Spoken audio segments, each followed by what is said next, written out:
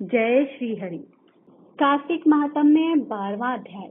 नारद जी बोले, उस दानवेंद्र राजा ने विधि पूर्वक मेरा पूजन करके हंसकर कहा, हे ब्राह्मण, आप कहाँ से आए हैं? कहीं कोई अच्छी वस्तु देखी है जिसलिए आप आए हो तो आज्ञा कीजिए। नारद जी बोले, हे दैत्येंद्र, मैंने एक समय कैलाश पर्वत पर जाकर वहां पार्वती के साथ बैठे हुए शिव जी को देखा। 10,000 योजन चौड़ा वह कैलाश पर्वत है। वहां अनेकों कल्प वृक्ष और कामधेनु हैं और चिंतामणियों से वह भूमि प्रकाशित है। उसे देखकर मुझे आश्चर्य हुआ कि तीनों लोकों में इनके समान रिद्धि कहीं है ही नहीं। हे दैतेंद्र, जब तुम्हारी रिद्धि की मुझे याद आई तो उसे देखने के लिए मैं यहाँ आया हूँ।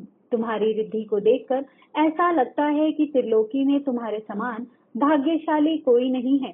फिर भी श्री रतन के बिना तुम्हारी उस सिद्धि को देखकर विचार करता हूँ कि महादेव जी के समान सुखी कोई त्रिलोकी में नहीं है। अप्सरा, नागकन्या आदि यद्यपि आपके यहाँ है तो भी पार्वती सी सुंदर नहीं है, जिसकी सुंदरता रूपी समुद्र में डूबकर ब्रह्मा जी ने पार्वती जैसी अनेक अप्सराओं को बनाया, परंतु उसके रूप के समान कोई अप्सरा ना हुई। इस श्री रतन के भोगने वाले महादेव जी का वैभव श्रेष्ठ है।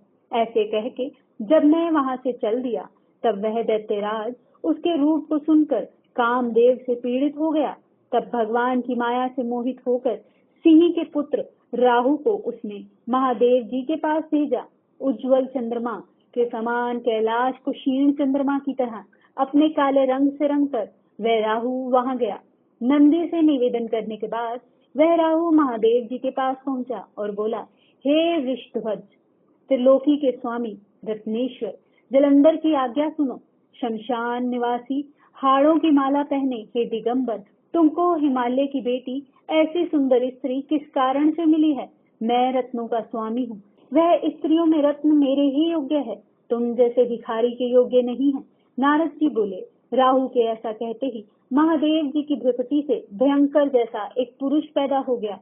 सिंह के समान जिसका मुख है, लहलहाती जीभ है, नेत्रों में ज्वाला है, ऊपर को केश है, सूक्ष्म शरीर है। ऐसे वह दूसरा नरसिंह लगता था। जब वह राहु को पकड़ के खाने लगा तब शिव जी ने इसका निषेध किया कि वह मारने योग्य नहीं है, यह दूत है और पराधीन है, छोड़ दो। यह वचन सुनकर राहु को आकाश में छोड़ दिया। फिर महादेव जी की उस पुरुष ने प्रार्थना की। पुरुष बोला, मुझको बहुत भूख लगी है। शिव जी बोले, तू अपने हाथ पैर का मांस खा ले। नारद जी बोले, शिव जी की आज्ञा से उस पुरुष ने अपने ही हाथ पांव का मांस खा लिया। अब उसका केवल सिर ही बाकी रह गया। यह देखकर शिव जी प्रसन्न होकर उस भयंकर पुरुष से बोले, हे कीर्तिमुख, तू सदा मेरे द्वार पर रह। नारद जी बोले, उसी दिन से कीर्तिमुख देवताओं के द्वार पर रहने लगा।